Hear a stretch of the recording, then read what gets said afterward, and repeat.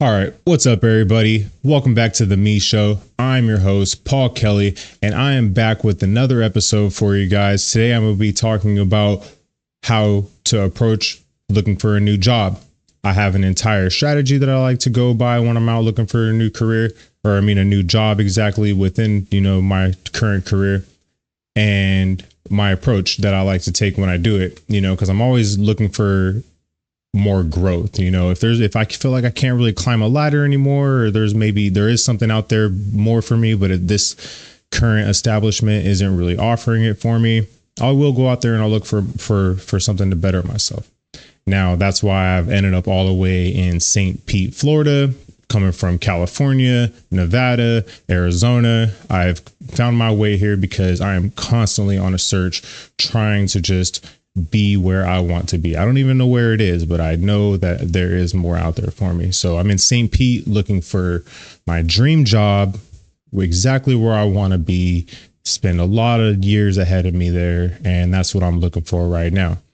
When I came here from Vegas, which I talked about on my last podcast, I drove across the country without having a job here in Florida. All I had was a room for rent that I was renting out. And I had I had an idea about where I wanted to work, but that's all I had was an idea. So I just had the confidence in myself that I knew that I could get a job somewhere. And I believed in myself so much, I drove across the country and was just like, I'll just get a job when I get there. Kind of risky, wouldn't advise it for other people, but that's what I did. And that's one of the most important things that you need to have when you're out looking for a new job. I don't care if it sounds corny. You have to believe in yourself, because other hiring managers can smell on you if you don't believe in yourself. If you don't believe that they can depend on you, they can sense that within you speaking to them. So make sure you believe in yourself. Make sure that you feel like if they were to ask you to do anything, you can get it done. And you always want to be professional about everything that you do, even if you don't know how to do it. Handle it professionally. Look at it logically. Figure out the best way to handle the situation with confidence. Don't be scared and just do it. That's one key, is just always maintaining professional manners within anything you do. Always be professional. I've never really had much of a podcast before, but I treat it professionally like I've done it before. Now, before you even go out looking for a job, you're like, okay, today's the day I'm going to go look for a new job in this, industry, whatever that is. Before you get out there, first thing you need to do is have a resume. If you don't have a resume, download probably an app on your phone, or if you have a computer, look up how to create a resume, watch some YouTube videos on how to create a resume, exactly how it should look. And because that's probably the most important thing you need to have is a resume.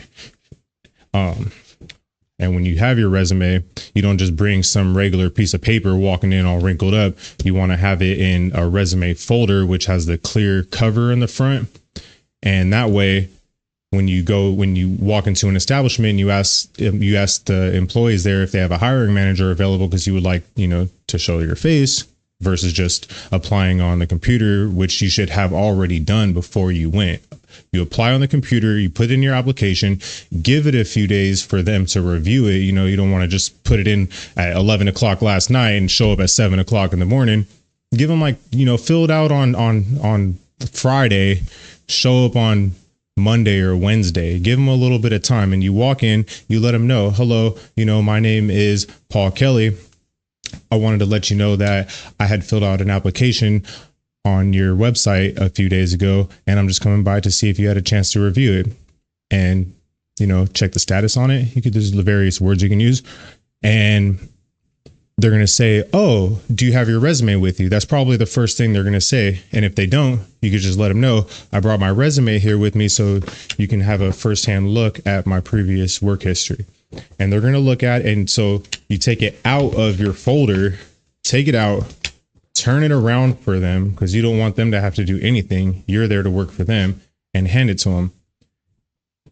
they'll probably review it right there while they look. And while they're reviewing it, you can speak to them and let them know what you have to offer and why you would be a dependable employee for them to hire.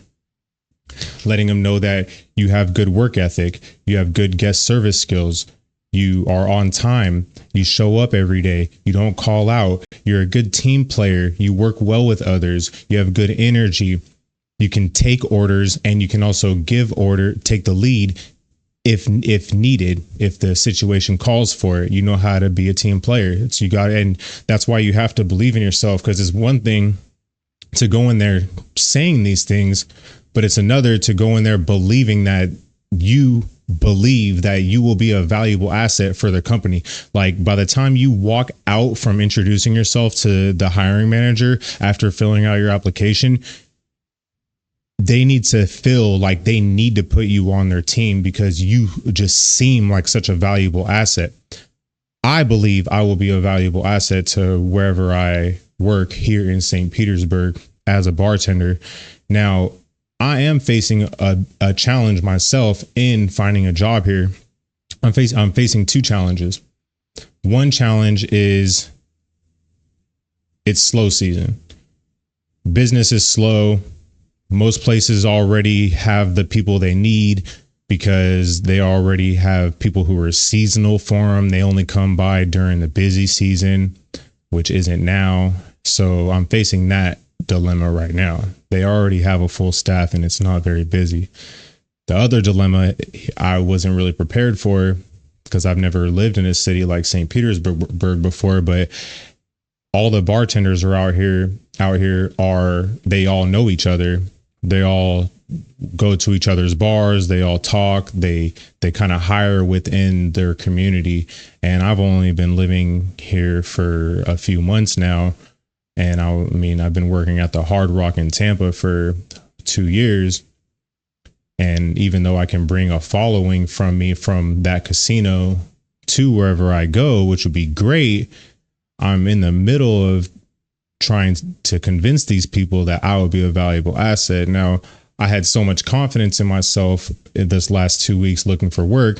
I've only applied at a few places because I'm starting at the very top tier places that I can think of to apply. Now, when I do my process, I fill out the application, wait a few days, go down, ask to speak to a hiring manager. Maybe they're not there or they say, come back.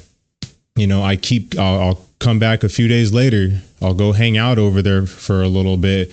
I'll pop my head back in, just let them know I'm still available. And that's pretty much what I've had going now. But since I wouldn't say struggling to find a job, but it is a little bit more challenging. I'm going to I've started putting in applications for other places as well. I believe that I can boost any business around here with my presence there.